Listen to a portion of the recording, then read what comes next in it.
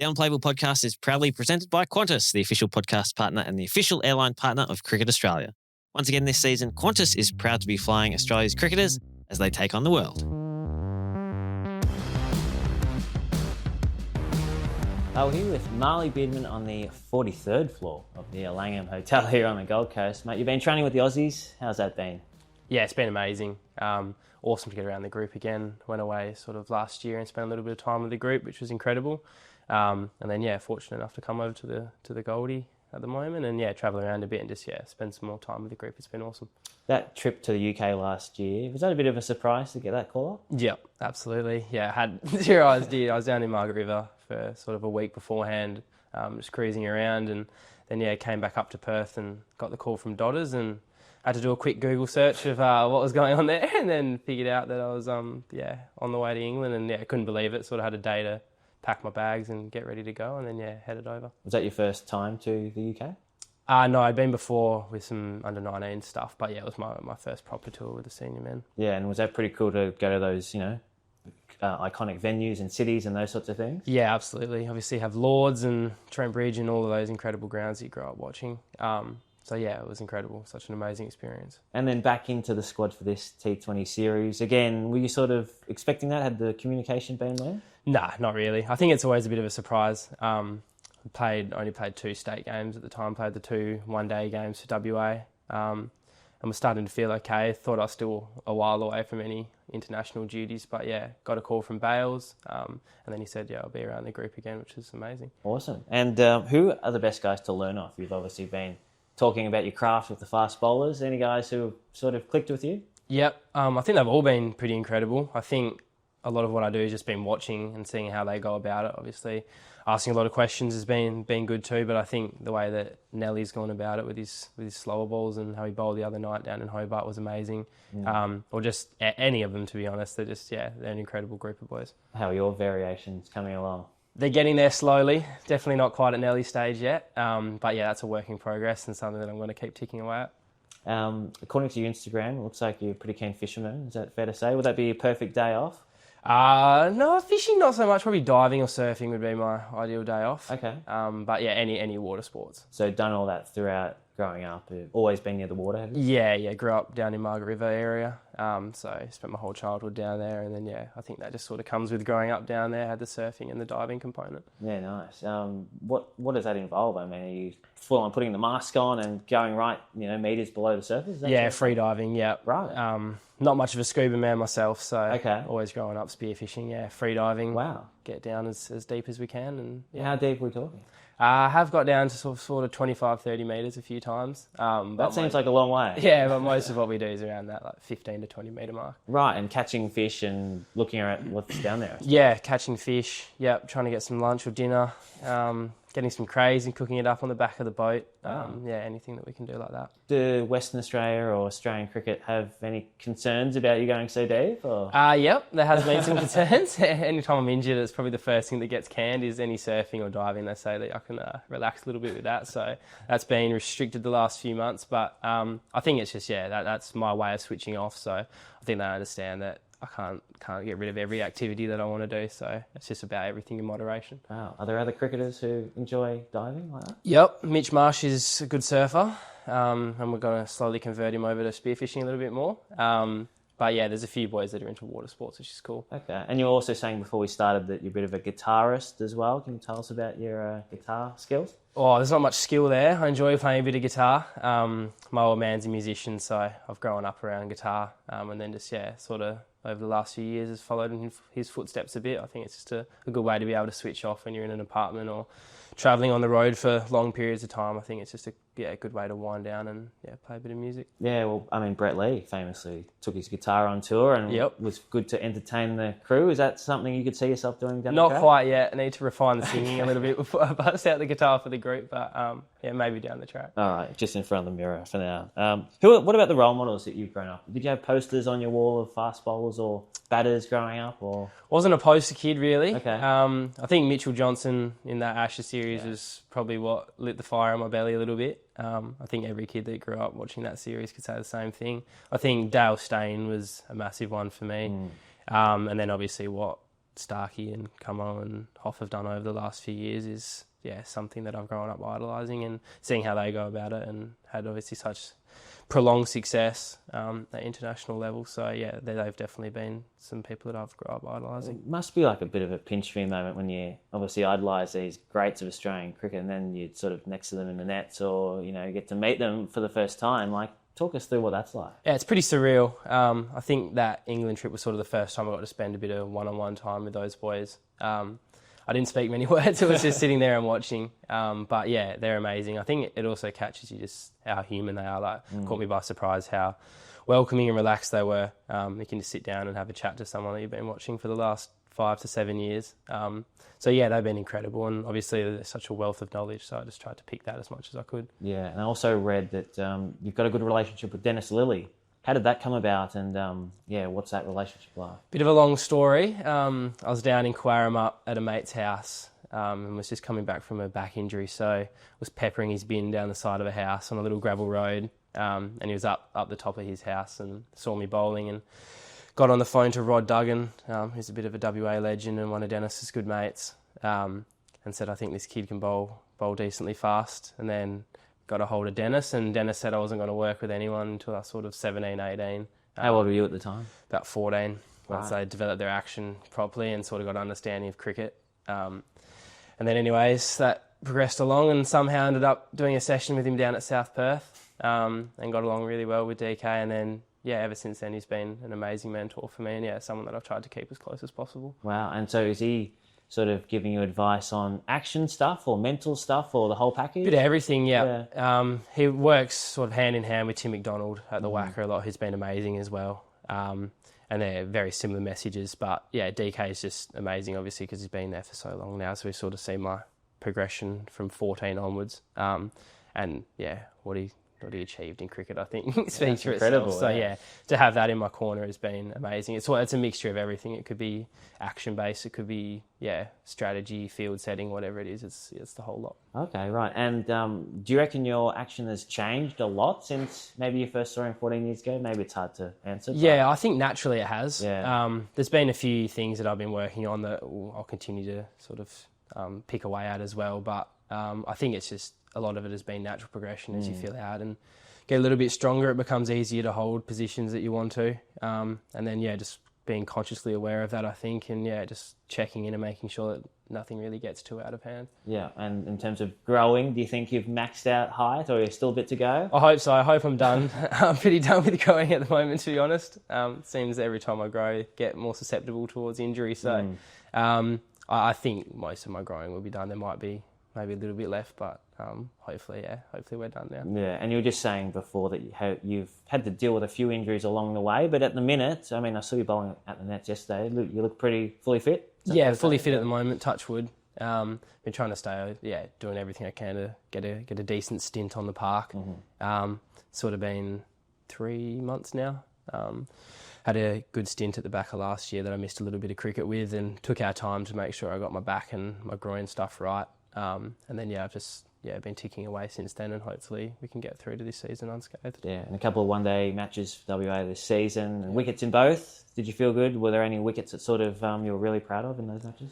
Nothing out of the blue, I don't think. It was just good to get back out there. I think we've got a really young group at WA, which is exciting as well. So I think it was just awesome to get out back on the park again with a few mates and, get back competing. Yeah, I mean, speaking of young groups, I mean, I was looking at the sort of the Scorchers set up for this season. It's going to look a bit different. No Berendorf because he's gone to the Renegades, and Lance Morris is obviously out that back injury, and Andrew Tye is sort of a free agent at this stage. So the Scorchers' attack is going to look pretty different, and you're probably going to be pretty key to that. Yeah, absolutely. I think it's just sort of a coming of the time a little bit. I think that's their last 10 years with Dorf and AJ, and what they've done has been unbelievable, both for the Scorchers and for WA. So it is a shame to see them go, but I know both those boys will go on to still play a little bit of cricket, no doubt, and still teach us young boys and dominate the comp. But it is going to be different. I think we've still got plenty of experience. So we've still got Jai there, we still have Kells there, we still have lots of senior figures there that are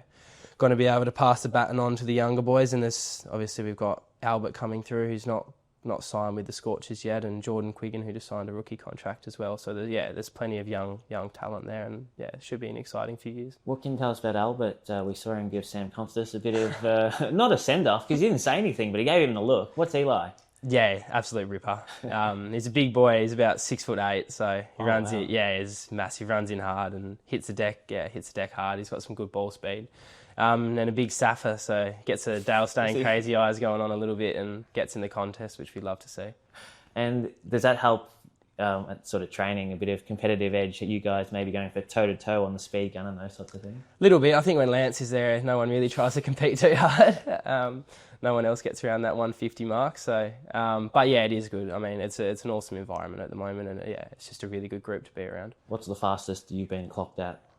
High 140s. Okay. Yeah. Is where we're hopping around, but not consistently. I try and stay around the 140 mark consistently. Yeah, okay. And do you feel like, this might be a silly question coming from a non-bowler, but are you pretty in control of how fast you're bowling, or is it, if you're bowling fast, you don't really know if it's 145 or 139 sort of thing? I think it's pretty hard to tell, to be honest, depending on the game. Like if you've got a downhill, down breeze, and some days it just clicks. Some of the days that I've bowled, looking back, some quicker spells that felt like I was bowling slow. Really? And then vice versa. There's been days where I felt like I was charging in, and you look at the gun and you haven't got over 137. So, I mean, I think that's just individual for me. I'm sure just at the Starkey or someone like that could tell you exactly what they were going to bowl. Yeah. As they get a bit more control as senior bowlers. But for me at the moment, it's still pretty raw. I think it's just trying to focus on finding a rhythm.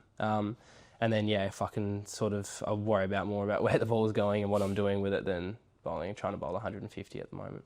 Do you have specific goals you want to tick off this season? Not necessarily. I think just trying to string a full season together on the park is the main goal at the moment. Obviously battled with staying on the park a little bit beforehand. And fortunate enough to have some really good blocks. I think the World Cup and that England series was awesome and went through most of the season unscathed there. So I think that's just the goal again, to try and string some consistent cricket together. Yeah. And then, go from there. Is Shield cricket a possibility this season, or are you sort of focused on the white ball side? I think definitely will be a possibility. Okay. I think we're just focusing on white ball at the moment and just got to prove that my body can tolerate white ball loads for now. And then post-Christmas, I think it's going to be a chat with the physios and a chat with WA and everyone and see where we're at. And if all is feeling good and all is well, then I think from there, we'll move forward and try and look at a little bit of red ball cricket. And that's something you clearly want to do? Yeah, absolutely. Yeah. I think, first-class cricket's what you want to try and play. You want to try and play the highest level of cricket you can. And, I think Shield, obviously, in domestic level, that's the top level, so that's something I'll be aiming to achieve. Now, you touched on that World Cup win almost 2 years ago. Can you believe that? Its time has certainly flown. How do you sort of reflect on that tournament now?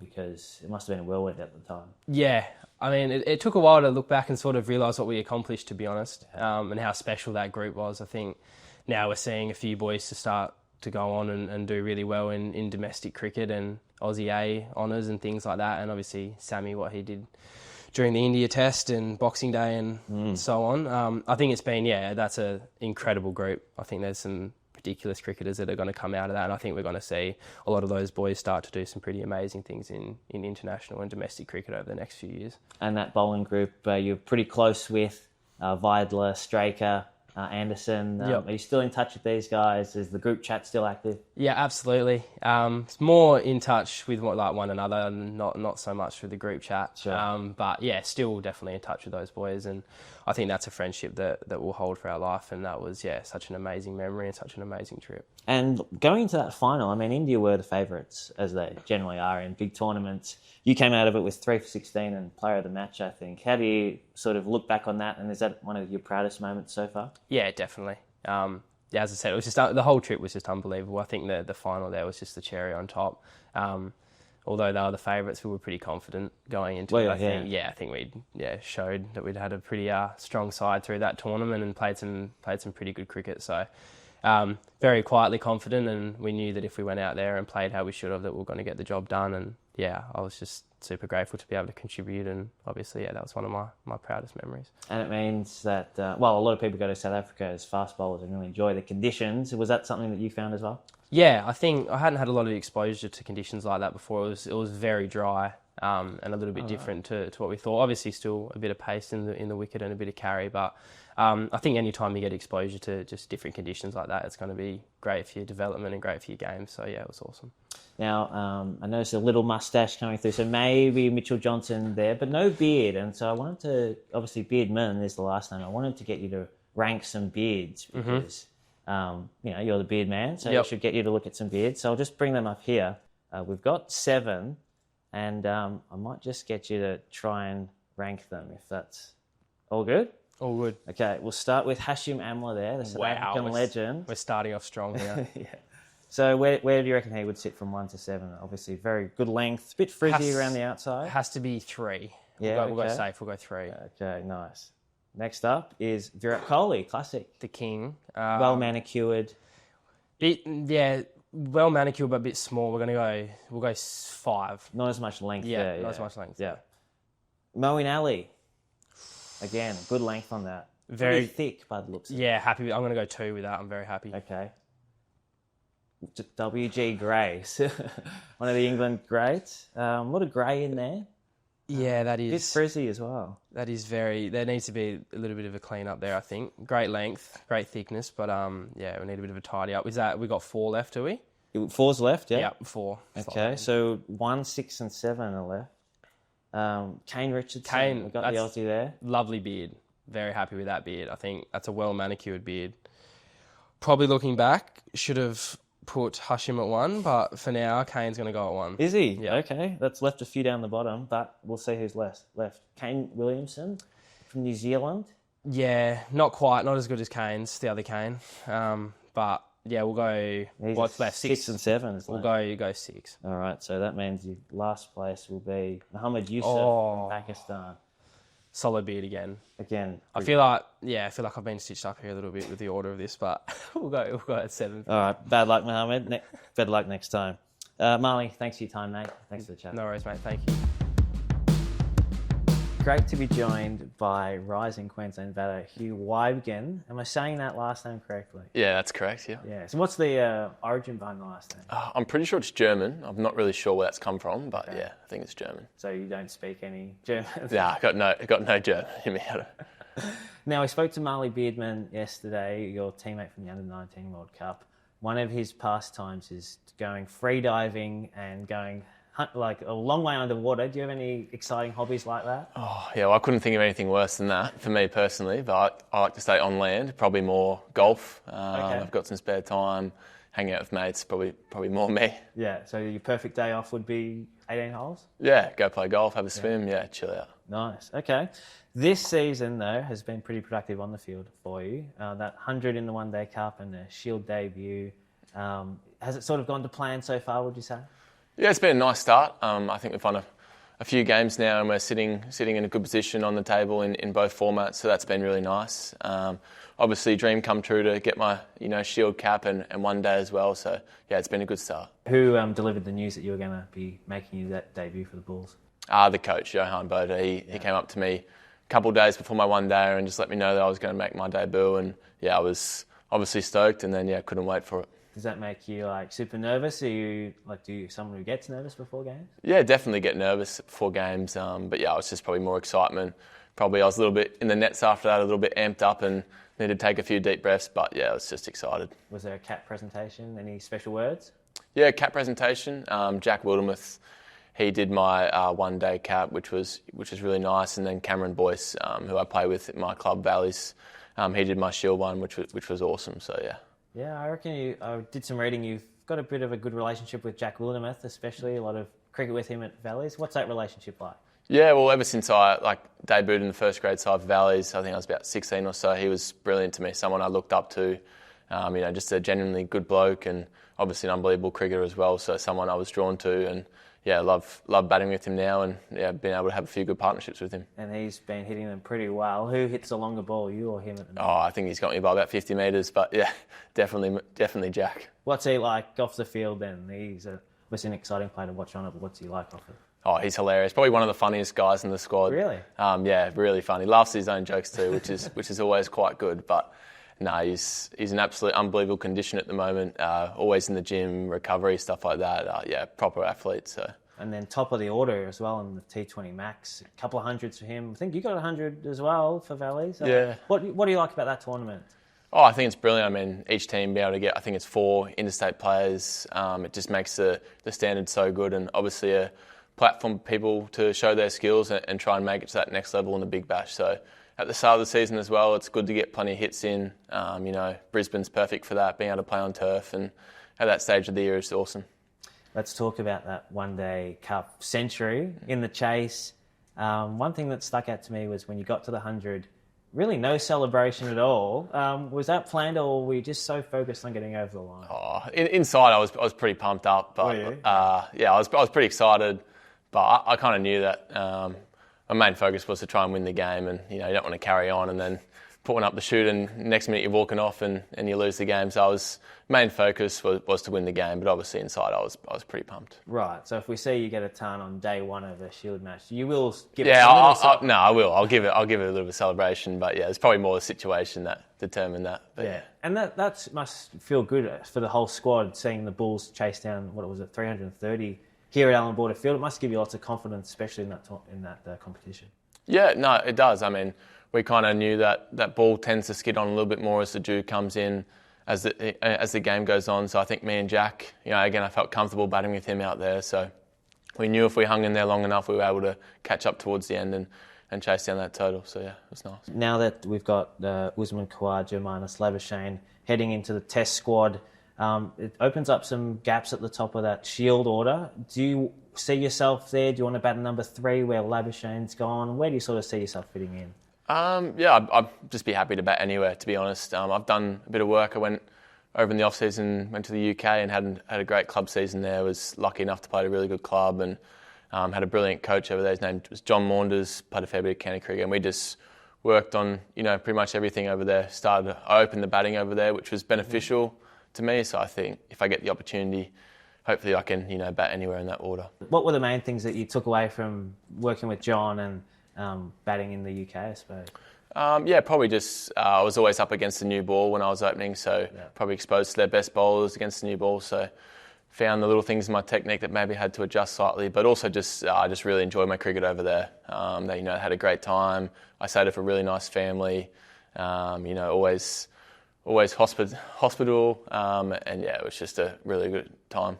Yeah, they seem to have good club culture over there, especially in the Premier Leagues.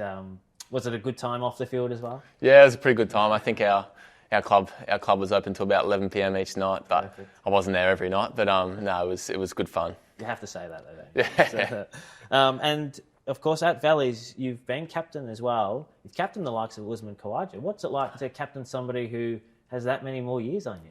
Oh yeah, I think he could probably do the job instead of me if he was given it. But it's awesome. Uzi's been brilliant to me ever since I've played him and met him. He's been someone that's, taken me under his wing and always looked after me. So, someone I could always go to in the field for advice, and he'd always ask questions on fielding positions. And then, as long as I gave him a reason, he'd like it. So, it was plenty of learnings from him. Yeah, okay. Do you reckon you can learn as much about leadership from him as maybe you could with batting?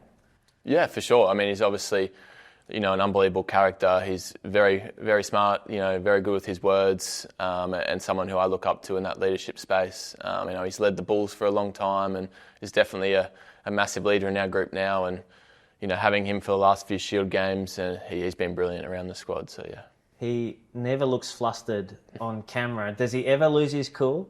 No, I haven't seen him lose cool. Or maybe in Ted Ball, occasionally. He can get fired up, but he probably gets me more. I can get a little bit rattled from him in that, but yeah, it's always good fun. In what, sorry? Our warm-up game, sorry. We take it very seriously. Yeah, so talk us through that. What's that about? Ted Ball, so it's kind of like a volleyball kind of soccer game. But yeah, he's on the other team. He's the dictator for them. He takes over it there, but yeah, I'm on the other side. We've lost about 20 games in a row at the moment, so... Right. Hopefully we can win one soon, but this is where you kick it from one side to the other. Oh, sorry, just our hands, and body. But it's good fun. Right, and so you're never changing teams as well. They're set for the whole season. No, I don't want to go over that team. We've got our teams. Michael Ness is our captain, so yeah, he leads us. But he rested last game, which was disappointing for us. But yeah. Do you have team names as well? No team names, Okay. but probably could get some. Just Ness versus Quad. Yeah, pretty much. And now Marnus, of course, is captain in Queensland. He's been in unbelievable form this season. What's he like as a teammate and also as a captain? Yeah, he's been unbelievable as a captain. I think he's been brilliant. Obviously, the way he's led the front, scoring plenty of runs has been awesome, but also in his leadership. The way he's controlling the group and just getting around to everyone. He's been brilliant to me. Always asking questions about my own game. So just genuinely cares about everyone else in the team and giving them time. So he's been brilliant. Yeah, everybody talks about how hard a worker he is. Do you see that as well? Yeah, no, he definitely leads from the front in that sense. He's always working very hard, but I think he's also, as I think he said in the media, found his balance where he's quite content with where his game's at. He's obviously hitting the ball unbelievably, but yeah, he's found that time to relax and just go out there and churn them. So yeah. Yeah. Okay. And if you had to put yourself in either, do you see yourself more as a Labuschagne or more as a Khawaja as your career progresses? Oh, I'm not sure. Tough question. I'd take both. I'd take both careers. But yeah, I have the tendency to try and work quite hard. Uzi does as well. He's one of the hardest workers going around as well. So yeah, I'd be happy with either. Okay, you're going to sit on the fence. That's okay. Sit on the fence. Let's talk about your bowling, because you've been doing a bit of bowling this season so far. A bit of off-spin we've seen. Have you always been an off-spinner?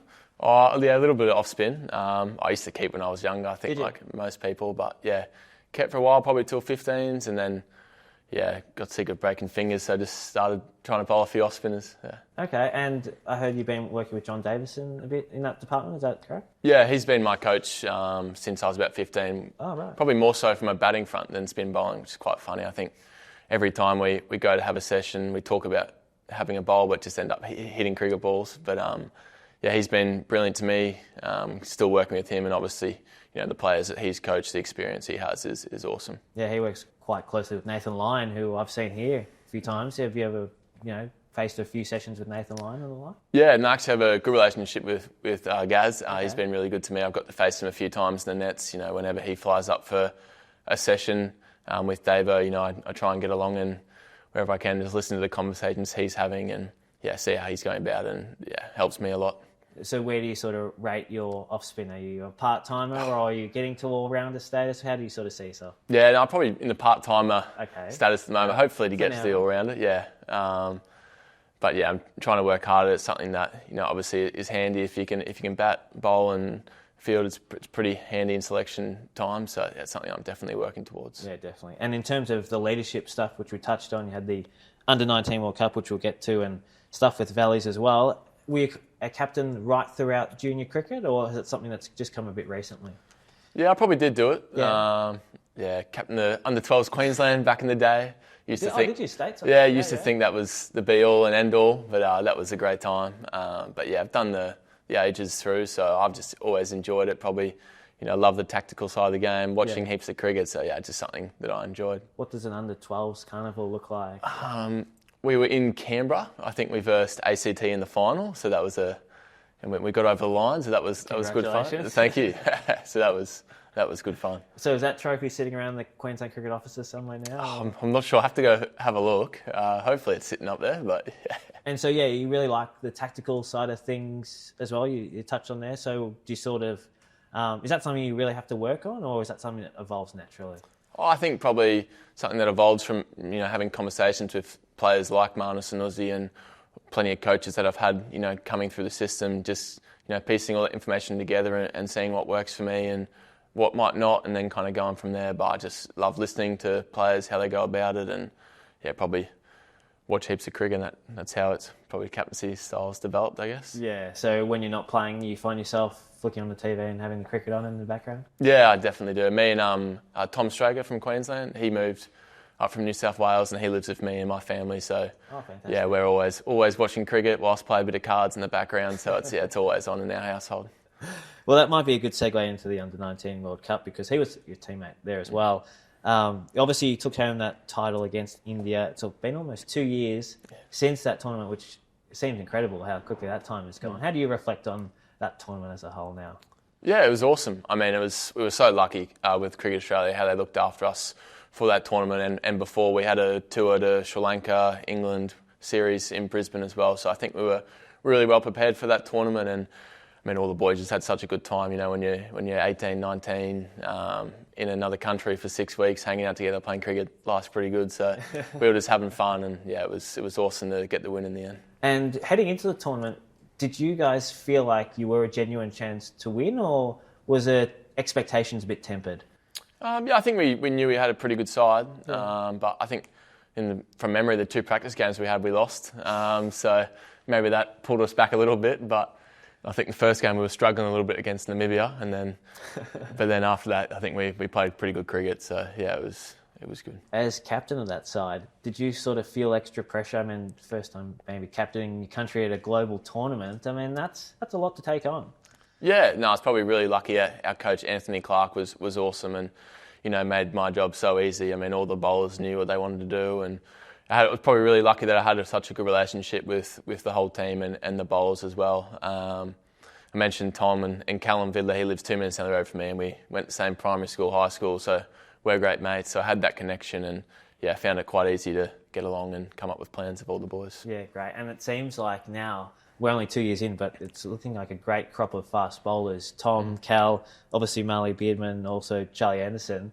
When you're facing those 4 in the nets, who are you most least excited to face? Because they all seem like they've got a bit about them. Yeah, probably all 4, to be honest. I try and steer clear, maybe get a few sidearms, but no, I always love facing them in the nets. It was a good challenge.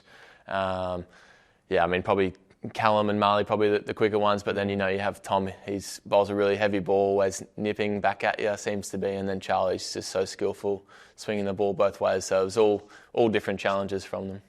Yeah, great. And just on fast bowlers, not quite as fast, but we've seen over the past couple of days, Ollie Robinson has been bowling to New South Wales, and I think you faced him over winter as well. Is that correct? No, not Ollie Robinson. I did face Atkinson. Gus Atkinson. Yeah. Right. What was that like? Yeah, it was pretty cool. A few of the boys were a little bit rattled when I think it came through on the Wednesday night that he was going to play on the club. A few of the boys went down sick, but no, they were pretty excited for the contest. But it was a cool experience. Yeah, it was awesome. It was a big crowd came down, and all the kids were loving it. So it was a good challenge facing him. So is it unusual to have Test players at that level? Is that why it was sort of built up in a big crowd? Yeah, I don't think he played for his club for about 8 years or so. So it was quite rare. I think he needed to get some overs in to prove his fitness for the next test against India. So he came out and bowled. So that was pretty cool. And how'd you go against him? Good, yeah, I got 100, which was nice. But I think he only bowled about 10 overs and they rested him. So, okay, but yeah. Well, I mean, 100 against a Test quick in his own backyard, that's pretty good. You'll take that? Yeah, no, it was nice, yeah. And now you've made the switch to the Brisbane Heat for this upcoming Big Bash. How did that sort of come about? Were the Thunder keen to keep you on? What were the sort of discussions like there? Yeah, no, the Thunder were keen to keep me on, and they were absolutely brilliant to me last year. Couldn't say a bad word about them as an organisation. Or I think Trent Copeland, he's unbelievable, and he's doing such a great job there. Loved it all, but it's just the opportunity to, play for the Brisbane Heat. Always been a dream of mine as a kid growing up in Brisbane. So yeah, that at the end of the day, it came through. But. And you're part of this generation that grew up with the Big Bash. Was that a big part of your childhood? I mean, you switch on Channel 10 every night and it's there sort of thing? Yeah, it was awesome. I mean, I can remember on school holidays, as soon as that switched over, you knew you were getting Big Bash, which was awesome. So I played backyard cricket all afternoon and then straight into watching the Big Bash. So it's definitely, it was part of my childhood and pretty cool now to, get a few games and be around it. Do you think it's gaining the following that footy codes are? Obviously, we're not there yet, but for kids, do they follow the Heat like they might follow the Broncos?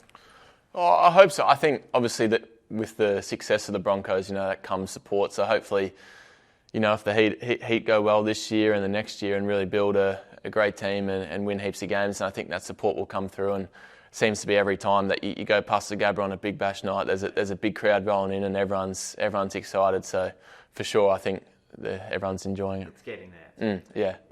And that debut that you made last year, you were brought in a concussion sub. And then you had to come out and bat. I mean, how do you go through that process? Because you're probably not expecting to play, and then you're in the team. Was that your first time being a concussion sub even? Yeah, I think it was the first person to debut on a concussion sub. I'm not 100% sure, but cap preso that day. No cap preso. No, they handed me a cap the next game. But actually, Davey did give me a cap in the lunchroom after the game, which was quite funny. But yeah, it was weird. I was actually 15th man for that game, and I wasn't going to go to Perth. I was actually just going to fly home to Brisbane and rest there. But they said, come along, experience that. So yeah, morning I woke up, went and had a hit with my cousin Teague Wiley over in WA, so I had a hit with him for a couple of hours in the morning. Didn't really think much of it. I think I hit red balls. And then, yeah, just obviously a really disappointing accident that happened, but yeah, it gave me an opportunity and I guess took most of it in that sense, yeah. Was that almost a blessing in disguise? No lead in, you just bang you're in sort of thing? Yeah, I was pretty relaxed because I obviously didn't think I was going to be playing, but then yeah, when it happened, kind of realised that I was, the spare batsman there, that I was a chance to play. Ollie Davis was in the apartment sick, I think, and he drove in and came and played as well. But yeah, I just went out the back and hit a few balls in the underground nets, and I was in, so it was pretty cool. And so, if we can just back up a little bit, your cousin is Teague Wiley, is that? Yeah, I think it's like there? Second cousin or something. But yeah, it was pretty cool in the UK. He was playing at the club 10 minutes down the road, so we trained heaps together over there. So that was awesome. But yeah.